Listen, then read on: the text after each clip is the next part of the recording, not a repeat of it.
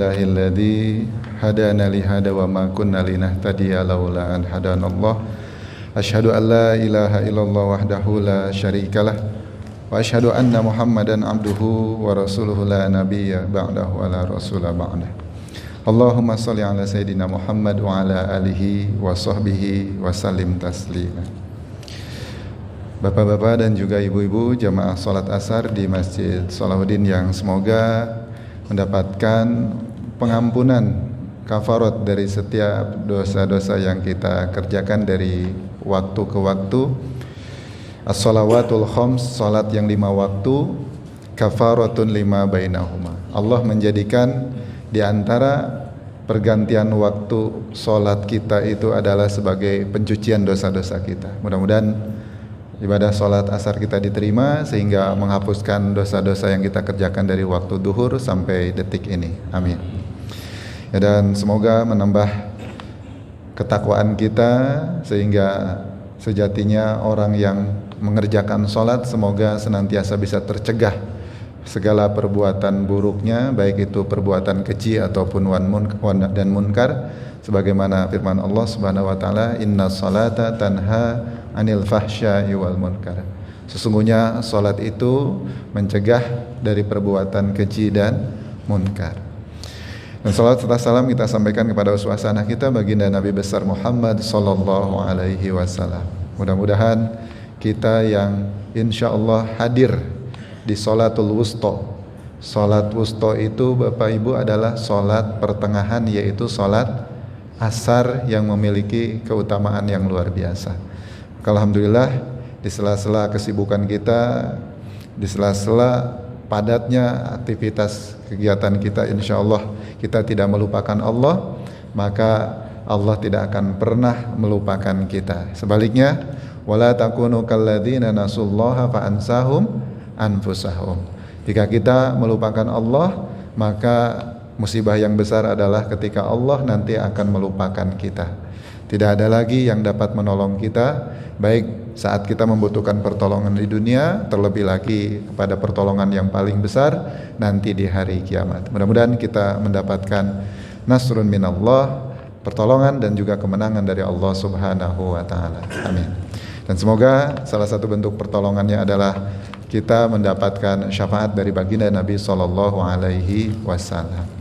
Bapak Ibu jamaah salat asar di Masjid Salahuddin yang dirahmati Allah Subhanahu wa taala, di kesempatan yang singkat ini untuk mengisi aktivitas kita yang sifatnya duniawi secara umum, walaupun secara khusus sebetulnya apa yang kita kerjakan dari pagi sampai sore nanti sampai kita selesai dalam bekerja ini adalah sebuah ibadah, kata Nabi sallallahu alaihi wasallam. Jadi Bapak Ibu mencari nafkah itu bukan sesuatu hal yang sifatnya duniawi saja.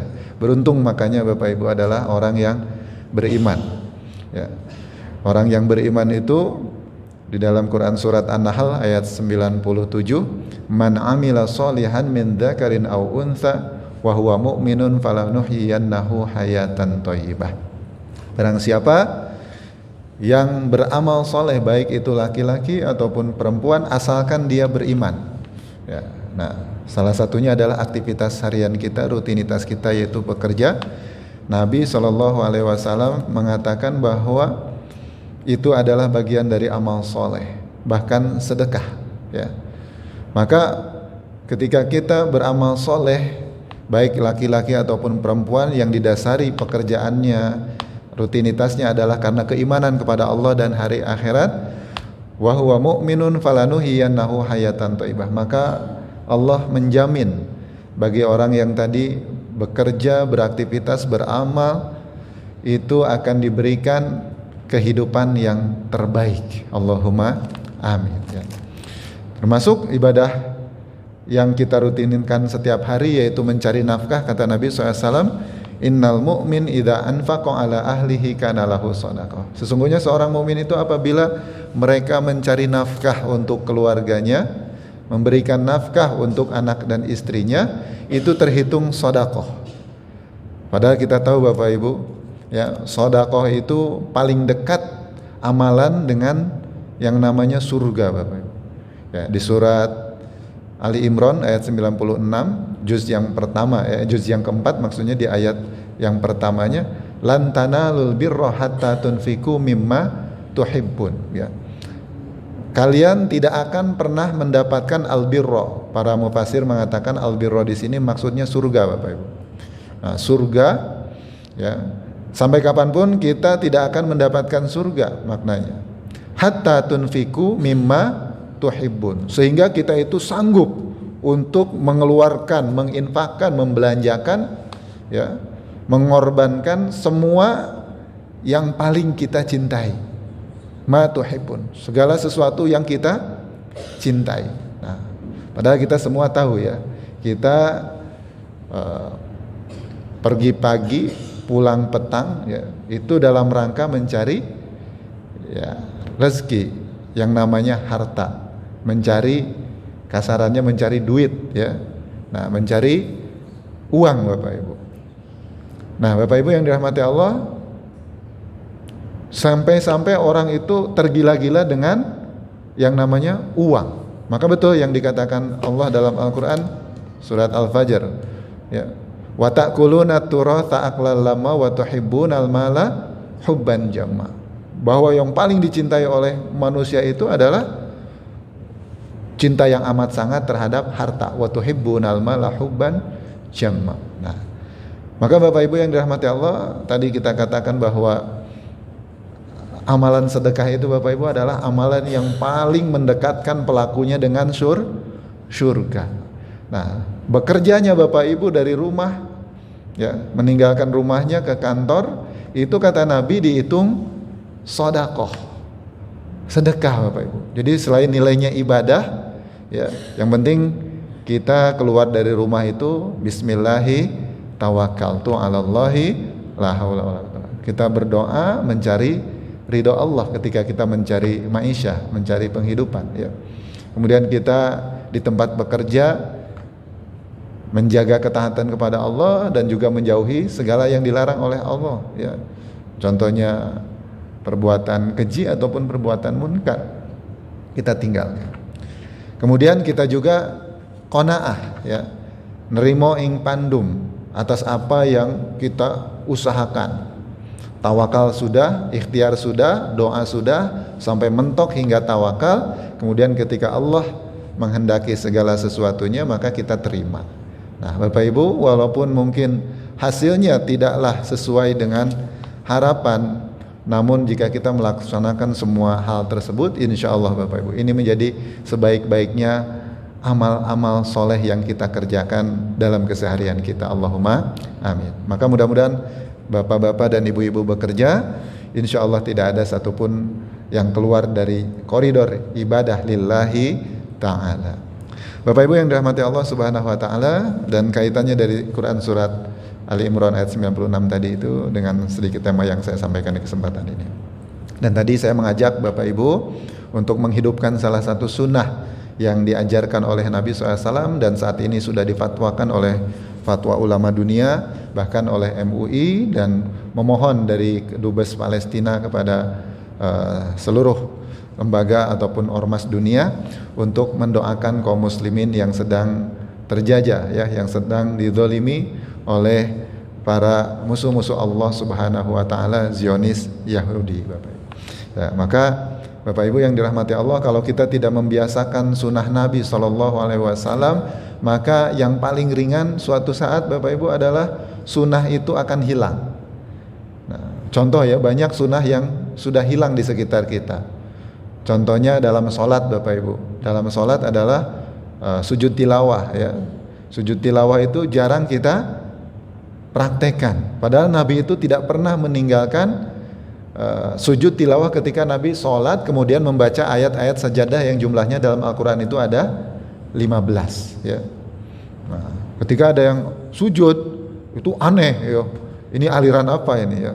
Nah, ini karena memang kita tidak terbiasa menghidupkan sunnah-sunnah, termasuk kunut, ya.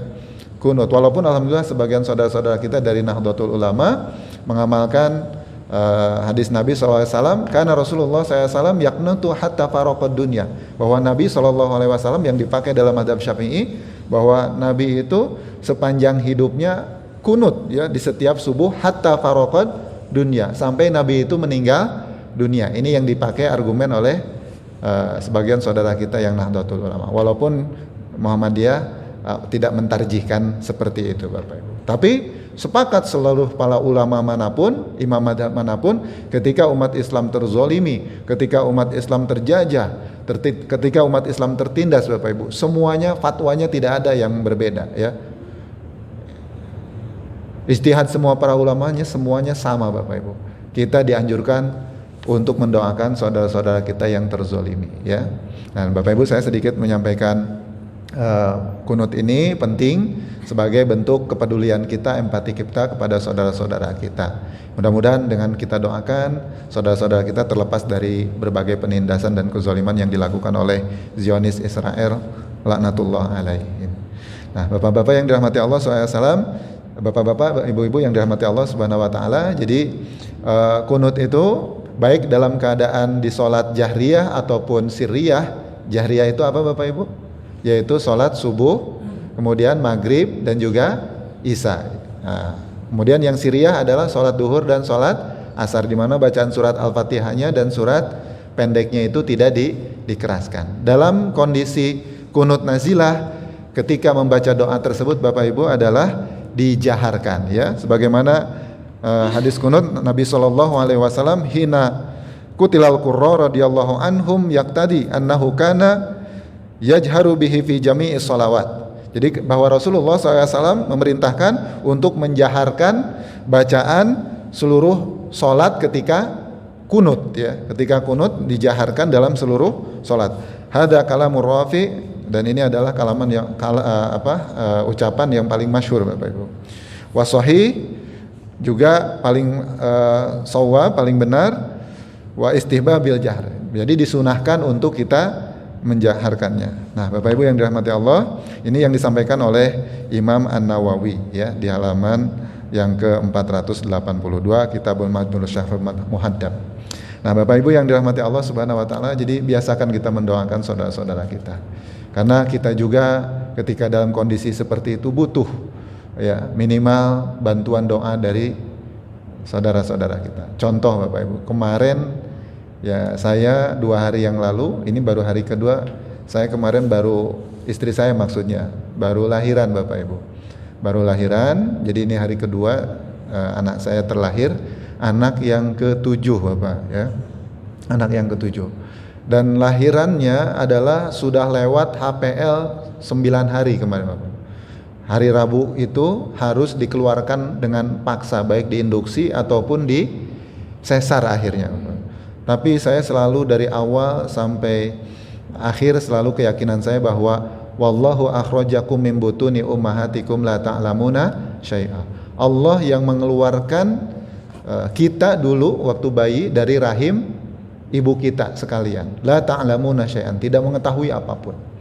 Tetapi ketahuilah bahwa Allah yang telah mengeluarkan kita dulu dari rahim ibu-ibu kita. Bukan dokter obskin, bukan bidan Bapak, tapi Allah. Itu yang jadi keyakinan saya. Sehingga sudah 4 kali gagal sesar ya. Dan yang ke-6 ini memang lebih mengkhawatirkan lagi karena istri saya sudah usia 40 Bapak Ibu. Kemudian kondisinya sudah sedikit lemah, ditambah sudah lewat HPL 9 atau 10 hari. Hari Rabu kemarin itu harus sudah di sesar. Nah, 1 hari sebelumnya Bapak Ibu ya, di hari Selasa itu saya langsung minta tolong Bapak Ibu. Saya di hari Seninnya, mohon maaf, di hari Seninnya saya malam Selasa update status, mohon doa Bapak dari sahabat-sahabatku sekalian untuk istri saya yang sudah lewat HPL 9 hari gitu ya. Semoga diberikan persalinan yang normal, anak istri sehat walafiat, selamat ya, dan seterusnya Bapak Ibu. Banyak yang mendoakan, jamaah-jamaah saya, teman-teman saya banyak yang mendoakan. Karena saya yakin bahwa doa itu adalah bermanfaat ya. Doa itu berpengaruh Bapak Ibu ya. Doa itu adalah istimewa. Kenapa? Kata Allah, ud'uni astajib lakum. Berdoalah kepadaku, niscaya akan aku penuhi. Apalagi doa orang-orang soleh, apalagi doa orang-orang mukmin. Nah, Masya Allah Bapak-bapak yang dirahmati Allah, itu saya minta doa itu malam ya, pada maghrib saya update status itu. Masya Allah Bapak Ibu, ternyata setengah jam sebelum subuh istri saya baru kerasa mules, padahal dari kemarin nggak ada sama sekali mules ya. Nah Bapak Ibu yang dirahmati Allah, saya bawa langsung ke UGD, kemudian setelah itu masuk ke ruang PK, ruang bersalin, sampai dari subuh sampai jam 6:30 itu walaupun bukaannya sudah 9 tapi kepalanya nggak keluar Bapak Ibu. Bukanya udah 9 tapi nggak keluar. Tapi mending tuh, saya bersyukurnya itu yang pertama adalah bahwa ada mules. Nah yang pertama itu ada mules dulu ya, karena dari kemarin sama sekali nggak ada mules Bapak Ibu. Dicek hari Senin itu ketubannya sedikit Bapak Ibu, makanya harus dipaksa hari Rabu itu harus keluar, baik itu dipacu atau di sesar. Tapi saya nggak mau dari dulu sesar, karena sesar itu terlalu panjang pemulihannya ya, dan resikonya banyak. Nah Bapak Ibu yang dirahmati Allah, kemudian ternyata setelah lewat 6:30 Bapak Ibu, saya ingat sabda Nabi SAW dari Anas bin Malik ya. Hadis ini dari Anas bin Malik. Qala kana Nabi SAW, adalah Nabi SAW idza qarrabahu amrun, apabila Nabi itu ditimpa dengan masalah yang berat. Saya ingat hadis ini Bapak Ibu. Kalau Nabi ketika ditimpa dengan perkara yang berat, qala, maka Nabi mengatakan atau membaca apa? Ya Hayyu ya Qayyum bi rahmatika astaghith.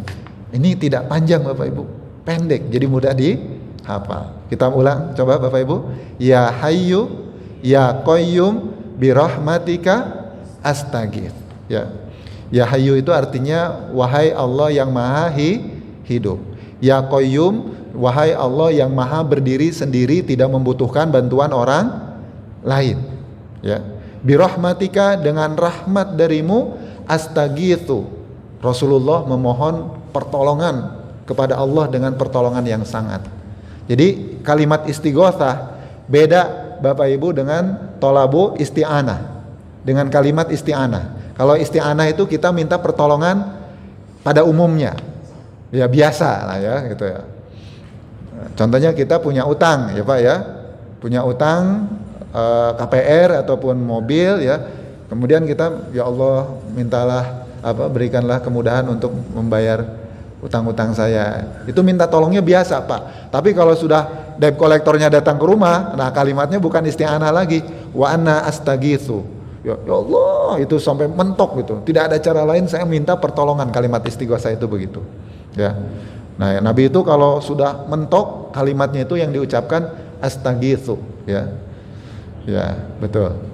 Nah, ulangi lagi Bapak Ibu, kalimatnya ya Hayyu ya Qayyum bi rahmatika astaghits. Ini hadisnya riwayat Tirmizi dan juga imam yang lainnya. Hadisnya sahih dan juga hasan Bapak Ibu ya.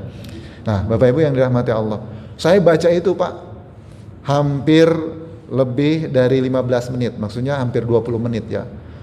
Masya Allah Pak, yang enggak keluar kepala itu tiba-tiba keluar tuh Pak, anak saya yang ketujuh ini ya.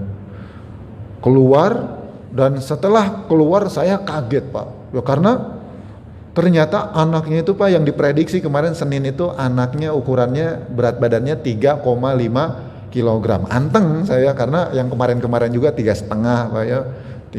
Terus yang keempat itu 38, anak saya yang keempat itu 38, paling besar 38. Paling gampang 3,8 ya, paling gampang. Ternyata setelah brojol Pak, Masya Allah 4,3 Pak. Pantesan nggak keluar. Sampai dokternya geleng-geleng kepala. Jadi pas dikeluarin itu bayinya sudah seperti anak saya yang 2 bulan yang kemarin itu, usia 2 bulan Pak. Gede ya, kayak hulek ya Pak ya. Warnanya itu agak biru-biru ungu gitu ya Pak ya. Gede, saya juga kaget. Masya Allah ternyata gede. Sampai dokternya mengatakan, Masya Allah ini kok gede bisa normal gitu. Itu dokter obsginnya kaget, semua bidan-bidan juga Bapak Ibu. Nah, seandainya itu tidak ditolong oleh Allah, sama seperti pasien-pasien yang lain. Ya kalau masih bisa terselamatkan karena di sesar. Kalau para ibunya sudah kelelahan bisa sampai meninggal dunia Bapak Ibu. Makanya sayang ini para istri itu Bapak Ibu. Saya mendengarkan istri jerat-jerit itu sampai saya aja nggak kuat menangis, karena dari dulu nggak pernah saya nemenin istri lahiran, karena lagi ngisi pengajian, lagi itikaf dulu di mana-mana itu Jarang sekali Bapak Ibu, cuman 2 saya selama punya anak 7 itu menemani istri pas lahiran ya. Yang satu itu di luar ruangan. Nah, sekarang saya di dalam ruangan. Karena emergency banget Bapak Ibu. Saya doa ya Hayyu ya Qayyum bi rahmatika astaghits. Iya. Masya Allah Bapak Ibu yang dirahmati Allah. Ternyata keluar bayi besar Pak. 4,3. Ada yang pernah terlahir bayi 4,3 anaknya? Atau barangkali Bapak dulu lahirnya 4,3 ada. Ya. Itu umumnya Bapak kata dokter obsgin itu selalu di sesar Pak. Selalu di sesar kalau sudah di angka 4. Apalagi istri saya kecil, pendek Bapak Ibu ya. Untung suaminya gede ya, tinggi gitu. Jadi anaknya tinggi dan gede gitu. Nah Bapak Ibu yang dirahmati Allah Subhanahu wa taala, jadi ternyata doa itu Pak bukan sembarang. Allah itu Maha mendengar dan Maha mengabulkan doa. Kuncinya apa Pak? Di surat Al-Baqarah ayat 186 setelah ayat puasa ya. Jadi semua doa itu pasti dikabulkan oleh Allah Subhanahu wa taala. Asal syaratnya 2. Kata Allah, wa idza sa'alaka ibadi anni fa inni qarib. Apabila hambaku bertanya tentang aku wahai Muhammad, fa inni qarib, maka katakanlah sesungguhnya aku sangat dekat. Ya, di surat Qaf itu wa nahnu aqrabu ilaihi min hablil warid. Bahkan dekatnya Allah itu sampai dengan dekat urat nadi kita, Pak. Urat leher kita. Ya. Allah itu dekat banget dengan urat leher kita. Maksudnya itu bukan Allah ada di sini, Pak, maksudnya itu. Allah itu saking maha mengetahui apa yang rahasia, apa yang tersembunyi. Ya. Tidak ada kecanggihan AI yang kayak seperti itu, Pak, ya. Ini luar biasa Allah itu. Nah, Bapak Ibu yang dirahmati Allah, jadi kita jangan ragu karena Allah itu maha dekat dengan kita. Dan suatu saat pasti Allah akan membuat kita tersungkur. Allah akan membuat kita merintih, nangis minta tolong kepada Allah. Tidak ada satupun manusia yang tidak dibuat oleh Allah seperti itu. Maka bersyukurlah kalau kita dibuat tersungkur, merintih, menangis, memohon pertolongan kepada Allah. Berarti Allah cinta kepada Bapak Ibu sekalian, ya. Nah, Bapak Ibu yang dirahmati Allah, di ayat itu dilanjutkan ketika Allah sudah menyatakan bahwa Allah itu dekat. Ujibu da'watad da'i idza da'an. Allah itu Bapak Ibu adalah Maha mengabulkan doa, segala permohonan para pendoa. Jika seseorang hamba itu berdoa kepada Allah Subhanahu wa taala, pasti akan Allah kabulkan. Tapi syaratnya adalah falyastajibuli. Jika ingin dikabulkan dengan segera Bapak Ibu, maka penuhilah panggilan-panggilan Allah. Ya. Jalankan perintah-perintah Allah. Syaratnya itu, Pak. Mudah banget, Pak, doa itu dikabul. Saya pingin umroh kemarin setahun itu sekali aja. Sekarang Bapak Ibu sebulan saya 3 kali umroh itu bisa 3 kali. Ya, umroh itu ya Allah mudah. Saudara-saudara kita mau umroh itu harus susah ya Pak ya. Kadang cuma seumur hidup sekali ya Pak ya. Mau ke tanah suci itu. Kadang ya hanya sekali saja dalam seumur hidup. Kadang saya merasakan kenapa Allah begitu baik ya. Ternyata Bapak Ibu adalah doa-doa yang selalu saya panjatkan. Tidak sadar ternyata doa kita itu diijabah, Pak. Walaupun kita kadang nggak ngerti apa yang kita bacakan dalam doa kita. Apalagi kalau ngerti, luar biasa lagi, Pak. Penuhi perintah-perintah Allah, penuhi panggilan-panggilan Allah seperti di surat 824 juz 9 halaman 179 baris ke 10 hingga 14, Pak ya, di situ ada ya. Itu penuhilah panggilan Allah dan Rasulnya lima yuhyikum. Jika kalian ingin kehidupan yang baik. Allah ingin kehidupan yang baik, sebetulnya nyuruh kita A, B, C, D, E, F, G. Ya.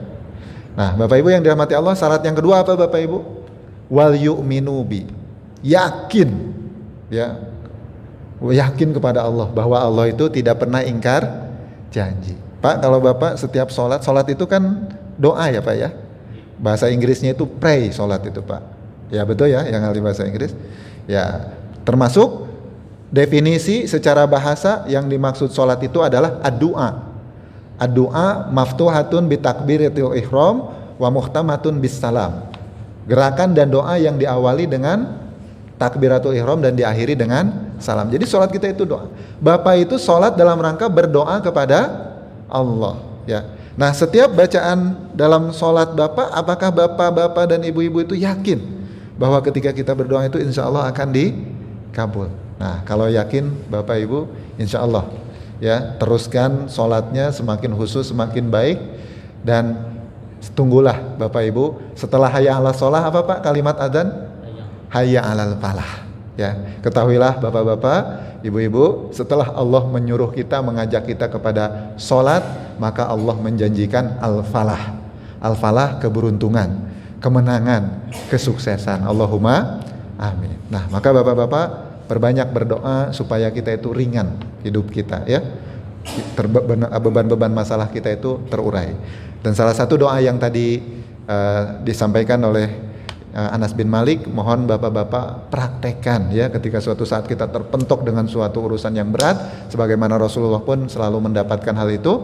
Nabi senantiasa sederhana mengucapkan kalimat yang enteng kita ucapkan, ya hayyu ya qayyum birahmatika astaghith, ya, wahai yang maha hidup, yang maha berdiri sendiri dan tidak membutuhkan pertolongan orang lain, birahmatika, kami memohon dengan rahmat engkau, astaghith, ya Allah tolonglah aku, ya. Insya Allah Bapak Ibu, insya Allah urusan-urusan kita dipermudah sebagaimana kemarin saya dan istri ditolong oleh Allah Subhanahu wa taala. Alhamdulillah. Itu saja Bapak-bapak yang bisa saya sampaikan. Mudah-mudahan semakin menambah amal soleh kita sekalian. Amin. Billahi taufiq wal hidayah, kita akhiri dengan hamdalah dan doa kafaratul majelis. Alhamdulillahirabbil alamin. Subhanakallahumma wa bihamdika asyhadu an la ilaha illa anta astaghfiruka wa atubu ilaik. Assalamualaikum warahmatullahi wabarakatuh.